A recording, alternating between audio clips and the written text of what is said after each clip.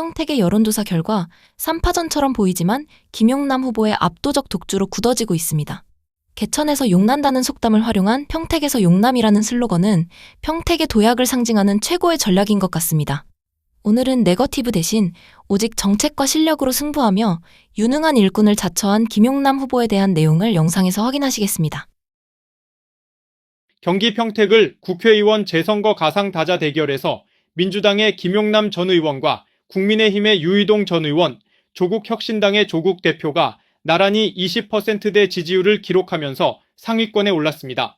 28.8%는 김용남 전 의원을 지목했고 유이동 전 의원이 22.5%, 조국 대표가 22.2%의 지지를 얻으면서 김용남 전 의원의 뒤를 이었습니다. 이어 자유와 혁신의 황교안 전 국무총리가 8.9%, 진보당의 김재현 상임대표가 8.8%의 지지를 받았습니다.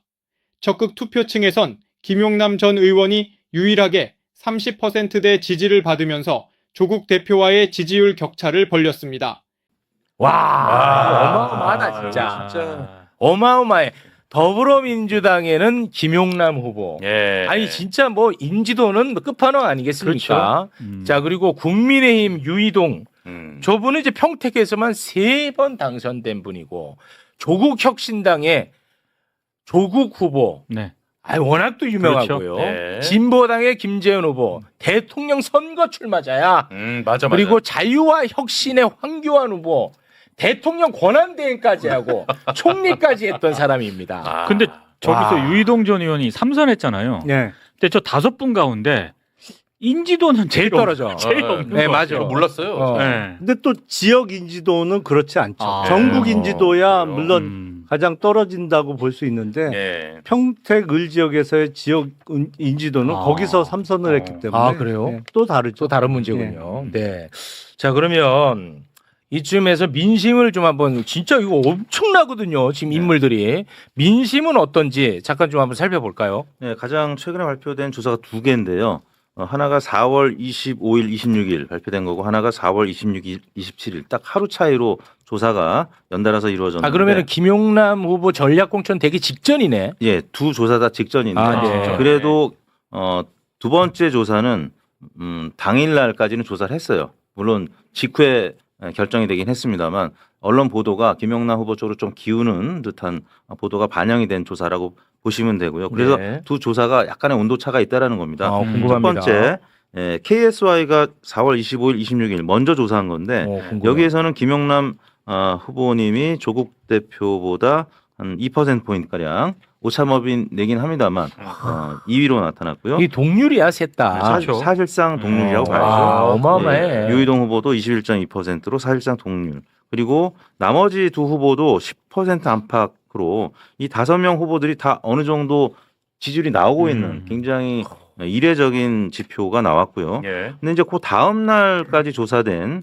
26일, 27일 조사된 여론조사 꽃을 보시면 궁금해. 김용남 후보님이 오. 오차범위이긴 합니다만 1위로 올라서 오차범위 내예요? 네, 오차범위 내죠. 왜냐하면 이게 뭐 대략 한 500명씩 조사를 했기 때문에 플러스 마이너스 4.4%포인트 위아래로 한 8.8%포인트까지는 오차범위 내기 때문에 오차범위 내라고 보셔야 되는데 네. 그래도 오차범위 내에서 김용남 후보님이 앞서 조사보다 한 6%포인트가량 높은 수치를 기록했고 그다음에 조국 대표하고 유이동 후보는 그보다 조금 낮은 그러니까 지금 빅3 후보들이 경험을 하고 있지만 하루 차이지만 김용남 후보님이 이쪽으로 갈 가능성이 조금 보도가 된 시점에서 조사됐기 때문에 그래서 만약에 오늘이나 내일 뭐 이런 식으로 후보가 확정된 다음에 조사가 이루어졌다면 조금 더 지지율이 더 높아졌을 것이다라는 가능성. 추론이 가능한 거죠. 네. 야, 이 워낙 이제 쟁쟁한 분들이고 그러다 보니까는 이제 선거 기간 캠페인 과정에서 네.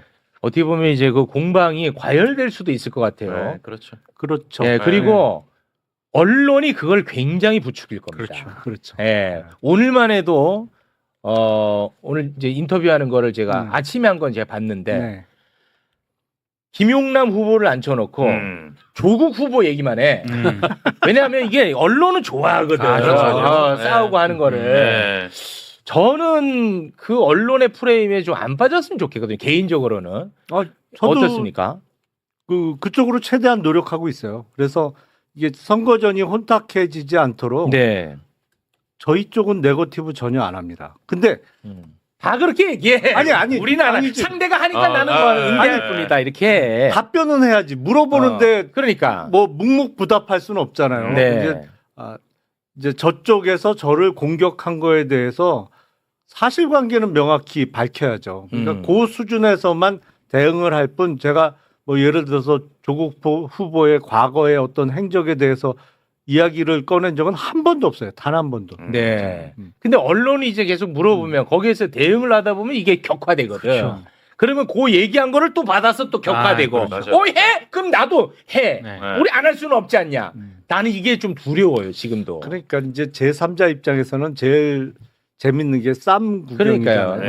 그래서 최대한 거기에 휘말리지 않으려고 노력하고 있어요. 네. 아니 사실은 그쪽으로 가장 좀 특화된 분이잖아요. 뭐 이렇게 아무리 첨예한 이야기라도 굉장히 좀 밝은 분위기에서 말씀하시는 거 이런 게 큰 가장 큰 강점 아니신가요? 아니 제가 뭐 마음 먹고 하려면 어. 뭐 얼마든지 하겠죠. 네. 하지만 안 하는 거죠. 왜냐하면 범여권 공조기조를 적어도 지금 22대 국회 임기 내에 개헌을 해야 되거든요. 근데 개헌을 하려면 200석이 필요하단 말이에요. 네. 그러니까 다 모아야 돼. 그렇지. 이거를. 그리고 국민의힘 쪽에서도 몇 석을 좀 가져와야 돼. 맞아요. 그렇지. 그러니까 이걸 깨지 않기 위해서 네. 최대한 노력을 해야죠. 그렇습니다. 저는 근데 뭐 그냥 개인적인 제 생각인데 지금 아까 그 지지율 보니까 굉장히 높잖아요. 네. 우리 김용남 후보가. 네. 뭐 개인적인 생각인데 이렇게 그 지지율이 높게 나오는 거는 지금 민주당의 지지율이 높고 이재명 대통령의 지지율이 높고 네. 후보님의 인지도가 높아서 나오는 거라고 저는 생각하거든요. 맞아요. 그런데 과거에 김용남 후보가 이상한 발언을 한 거를 모르고 이렇게 지지하지 않는다고 봐요. 다 알잖아. 손가락 위주로 씻고 윤석열 당선시키려고 누가 몰라. 다 알고 그거 알아. 당선시키려고 한 어? 얘기가 아니고 다 안단 말이야. 그래서 나는 그래서 지금 이제 들어가 보면 막 과거 발언 막 해갖고 막 지금 혼탁하고 지고 있단 말이야. 유튜브 쪽을 좀 장악하고 있습니다. 그러니까 나는 그게 유효하지 않은 공격이라고 보는 거예요. 이 결국은 국민의힘에게만 좋다. 저는 그렇게 그렇죠. 생각하거든요. 어떻게 보십니까? 아니 맞아요. 100% 공감해요. 제가 네. 이제 여론조사 꽃에서 그 여론조사상 어쨌든 제일 높게 나온 거를 보고 제가 제 페이스북에 그렇게 썼어요. 제가 잘나서가 아니고 이재명 정부와 민주당이라는 순풍을 받는 거다. 그렇죠. 사실은 그게 정확하거든요. 네. 그래서 사실은 더 나와야지. 음. 정당 지지율만큼 나와야 되는 거죠. 뭐 네. 앞으로는 기대를 그렇게 하고 있습니다만. 그렇습니다. 그런 것이고 글쎄 뭐 저는 이 선거를 끝까지 정책 선거로 가져가려고 해요. 근데 질문이 뭐였지? 아니, 뭐, 내가 잠이 부족해갖고 요새 근데 이제 지난주하고 또 틀려. 근데 언론에서는 이제 계속해서 우리 후보님을 조국 저격수 그럴 거예요, 계속. 자리에다가 딱 맞아요. 앉혀놓고 네. 계속 자극적인 것만 질문할 거란 말이에요. 앞으로도. 네. 그 프레임에 빨려 들어가지 않았으면 좋겠다. 예, 최대한 네. 그렇게 할 겁니다. 그래서 지금 일각에는 이런 얘기가 있습니다. 지금 만약에 유이동 후보가 네. 황교안이랑 이제 단일화를 만약 한다면 네. 범 진보 연합 네. 단일화 요구가 있을 거란 말이야. 근데 둘이서 뭐 조국 저격순이 뭐니 해갖고 싸우면 쉽지 않지. 단일화가 쉽지 않아. 그래서 오히려 김용남은 유이동이랑 단일화 할 거다라는 얘기가 있어. 오히려 더 가까워. 둘이 2015년에 원내 대변인 같이 했어, 임마. 유이동 후보랑 이 자식아. 야, 왜 이래? 아 그래서 이제 뭐 너무 저 진흙탕으로 안 네. 갔으면 좋겠다는 아, 그 그렇죠. 상황에서 네, 제가 그거는 맞아요, 얘기 사실. 한번 좀 여쭤봤습니다. 네. 네. 근데 실제 이 유이동 후보가 지난 2020년 총선에서 47.7%나 득표를 했었고 또 지난 2024년 총선에서는 당시에 국민의힘 후보가 45.8% 득표를 했던 그래서 굉장히 보수세가 강한 지역이에요. 예. 이제 그나마 지금 황교안 후보하고 유희동 후보가 지금 갈라져 있고 황교안 후보가 한 10 내지 뭐 한 12% 포인트 가량 점유를 하고 있기 때문에 유희동 후보가 지금 작아 보이는데 나중에 두 보수 후보가 단일화 하면 그러면 당연히 진보 진영도 단일화 얘기가 있을 수밖에 없고 그렇겠죠. 최우 앵커님이나 우리 의원님 말씀하신 대로 여기 화학적 단일화 혹은 뭐 연대가 또 전제가 돼야 되거든요. 그러니까 네. 서로 간에 진입당 싸움 절대 하면 안 되는 그런 곳이고 또 이 지역은 상징성이 있기 때문에 다른 지역에까지 영향을 미칠 수밖에 그렇지. 없거든요. 예, 그런 의미에서 진보 진영은 싸우더라도 아름답게 싸워야 됩니다. 그렇습니다. 그래서 저는 오늘 과거 이런 거는 저는 아무것도 묻지 않을 거예요. 아, 좋아요. 미래와 관련된 거 하나만 제가 좀 여쭤볼까 합니다. 저한테는 좀 오바스럽게 보일지 모르겠지만 저한테 굉장히 중요한 이슈가 하나가 있어가지고 질문을 하나 좀 드리겠습니다. 이재명 대통령을 위해서 이번 선거는 민주당을 찍으면 안 된다는 식으로 말하는 사람이 있어요. 이재명 대통령을 엄청 지지하는 사람 중에 예를 들면 하정우 후보의 이번에 출마하잖아요. 예. 하정우 후보의 출마는 이재명 정부를 향한 쿠데타가 하나. 쿠데타.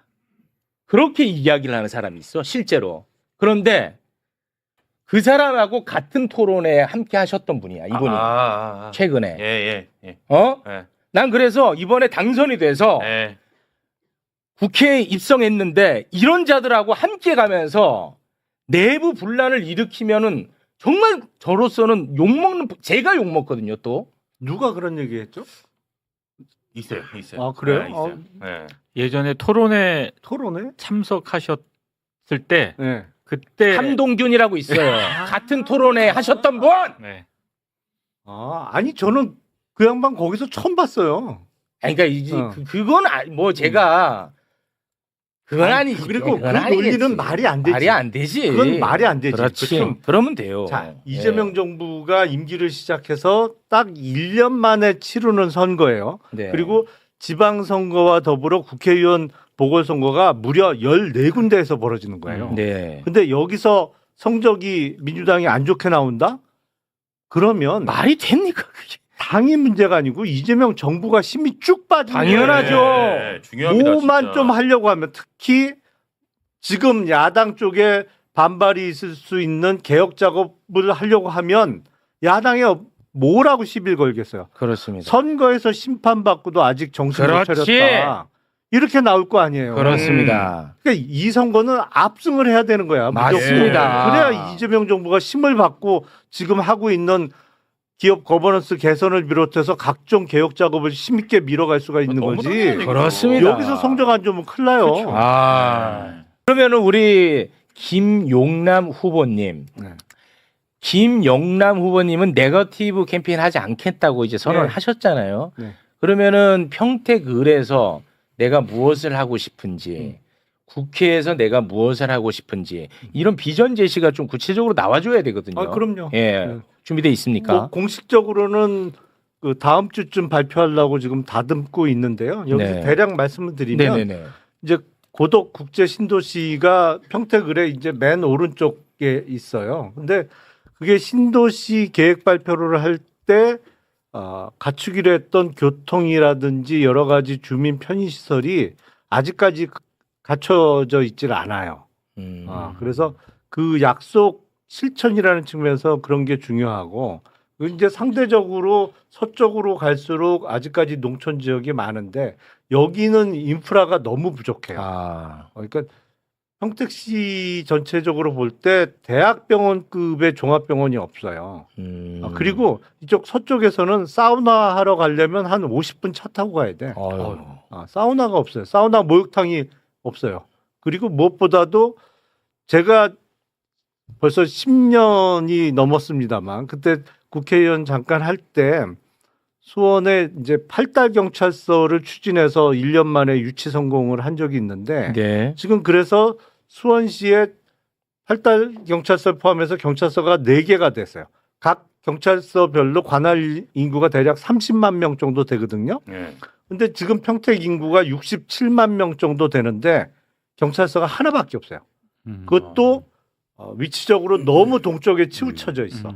그래서 당장 해야 될 일은 주민들의 안전과 치안 확보를 위해서 평택 서부경찰서를 하나 만들어야겠더라고요. 그러니까 지리적으로도 좀 이쪽 서쪽에 사는 분들이 치안을 확보할 수 있도록. 그래서 지금 해야 될 일이 너무너무 많습니다. 그리고 네. 면적이 대단히 넓어요.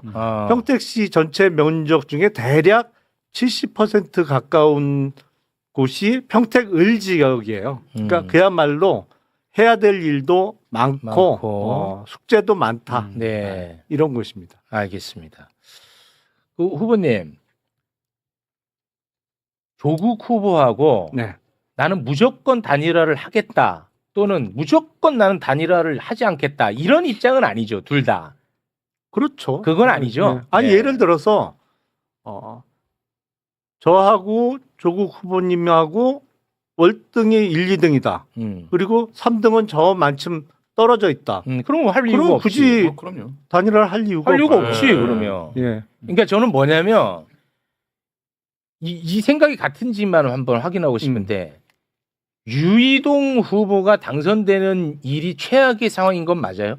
그렇죠. 아 그거는 그럼요. 아 네. 맞죠? 예. 그거는 내가 내 선택에 따라서 막을 수 있으면은 어떤 선택이든 한다는 입장이신 거죠? 뭐 상대 후보님의 선택이 되겠습니다만 하여튼 네. 막아야죠. 그거. 그러면 된 거 아닌가? 근데 말 나온 김에 우리 김용남 후보 사실은 지난 대선 때 이재명 대통령이 직접 영입한 인재인데 데뷔는 좀 늦은 것 같아요. 사실은 그렇죠. 여러 자리에 이제 천거됐다 설설설은 많았는데 드디어 당의 부름을 받아가지고 경기 평택을에 공천을 받았는데 선생님께서는 공천 받은 것 자체에 대해서는 좀 어떻게 보셨습니까? 낭중지추 아니겠어요? 주머니 속에 쏜 것이 어쨌든 삐지고 나온다는 건데 그만큼 김용남이 그 진보층 대중들에게 보인 모습이 있어서 공천을 안 줄 수가 없다는 거예요. 그다음에 어떤 자리에 여러 번 거론됐는데 그중에 헛방도 있지만 실제로 김용남 의원이 증언을 했어요. 사실은 이번 공천 받기 직전까지 자리에 대한 요청을 받았다 내가. 그렇습니다. 네. 그래서 고민하고 있었는데 덜컥 이제 공천이 돼서 물론 내가 정치인이니까 정치적으로 갔다는데 자기 쓰임새가 있으면 정상적으로 쓰이는 게 좋은 당이잖아요. 아니 국힘이 망한 게 뭐야? 쓰임새 있고 능력 있을수록 배제되고 내 사람들 사천이 돼 버리니까 네. 충성할 사람들 혹은 나에게 그 덕을 준 사람들 이러니까 당이 망해버리는 건데 저는 김영남쯤 되는 사람이 행정부에 발탁이 안 되거나 출마도 못하게 되면 난 이게 민주당의 불행이라고 생각해요. 김영남이 훌륭하고 뛰어나서라기보다 이쯤 되는 사람이라면 지난 날을 불문하고 유력하게 쓰여야만 더 많은 이 중심 정당, 주류 정당이 되는 과정에 네. 많은 자원이 붙을 수 있다. 그러면 파묘를 과거를 어쩔 수 없이 파묘를 한다 하더라도 양해할 건 양해할 수 있을 것이고 네. 예, 아닌 건 뭐 어쩔 수 없고 이렇게 되죠. 근데 김용남 정도면 거기서 꼴통 발언 많이 한 사람인데도 그 이후에 그걸 많이 씻어냈으니까. 예. 아니, 선생님께서 이제 꿈꾸시는 여러 가지 정당, 민주당의 모델 중에 하나가 당원화된 민주당인 거고, 민주당 안에서 재집권이 가능한 그런 프로그램을 만들어 보자. 이런 시야를 좀 보여주셨는데, 그런 코스 중에 하나로 많은 분들이 실제로 민주당으로 넘어왔고, 그 중에 대표적인 인물이 김용남 후보라고 할 수 있는 건데, 여간 이 사람을 두고 확장성 측면에서는 굉장히 좋다고 평가한 분들이 있지만, 그 민주당의 주류적이었던 오랜 전통 지지층 같은 경우에는 정체성의 의문을 좀 제기하는 분들도 있는데. 근데 그 정체성이란 말이요. 그 상당히 양면적이에요. 그러니까 한국 사회가 민주적 가치를 향해서 피 흘리며 싸운 건 맞고 그 과정에서 동참해서 고초를 겪은 사람들에게 우선권이 주어진다는 맞지만 다른 측면에서 뭐 기업을 열심히 경영했다거나 뭐 하여튼 고위관직을 향해서 노력을 해서 역량을 보인 사람들이 나중에 동참한다 하더라도 그건 다 받아들여야죠. 이거는 2000년대 한 초중반까지 통용됐던 논리가 아닌가 싶어요. 나라가 워낙 독재에 의해서 기울어져 있으니 네. 이걸 바로 잡는다는 거죠. 근데 이재명 정부 시대부터는 스텝업식이 아니에요. 증권을 그렇죠. 네. 스텝업 하듯이 한국 사회가 한 단계 넘어가려면 투쟁적인 이력 그리고 이력을 하면 너무 깨끗한 사람들 이런 사람들로만은 이끌어갈 수 없는 너무나 다원화되고 그다음에 앞질러진 선진화된 나라의 운영이란 말이에요. 그러니까 지금 말씀드린 중도 보수의 확장은 표 많이 얻자는 얘기가 아니에요. 우리 사회가 갖고 있는 역량의 총집합을 위해서 아하. 필요한 변화란 네. 말이죠. 그런데 민주당적인 정체성이 전혀 없는 사람이 어느 날 영입된다 해서 그들은 들어오면 바로 민주당 속에 녹아드는 거란 말이에요. 그래서 파묘지 좀 안 했으면 좋겠는데. 그래도 이제 앞으로 벌어질 일일 수 있기 때문에 선생님께 지혜로움을 좀 구해보는 거예요. 첫 번째로 김용남 후보를 문제시하는 분들의 대부분적인 기층의 생각 같은 경우에는 김용남의 이력을 보자. 서울대 법대를 졸업한 검사 출신 아니냐. 이런 부분들이기 때문에 더 확장해 설명하는 사람들은 우리는 검찰 개혁을 완수하기 위한 목표적 사명을 갖고 있는데 실제로 밖에서 얘기하는 걸 넘어온 다음에 보더라도 여러 가지 약간 좀 이렇게 중도에 가까운 소구를 하는 대화를 하는 걸 보니까 못 믿겠다. 이런 얘기하는 분들이 있거든요. 예, 예. 예. 김영남 의원은 민주당으로 완전히 넘어온 이후에도 이런 팟캐스트 이런 그 유튜브 발언 통해서도 검찰청 해체에 대해서도 부정적이었고 그렇죠. 네. 또 검찰청에게 이제 공소청으로 바뀌었을 때 부분적인 수사권을 넘겨주느냐에 대해서도 보수적 시각을 드러냈고 시장주의에 대해서는 이제 반대로 그렇죠. 네. 대통령보다 앞질러 가는 발언을 해왔고 이제 이걸 종합적으로 봐야 되는데 김용남 같은 사람이 민주당에 3분의 1쯤은 있어야 된다고 저는 생각해요. 3분의 1쯤은 있어야 된다. 3분의 1쯤은 네. 있어요.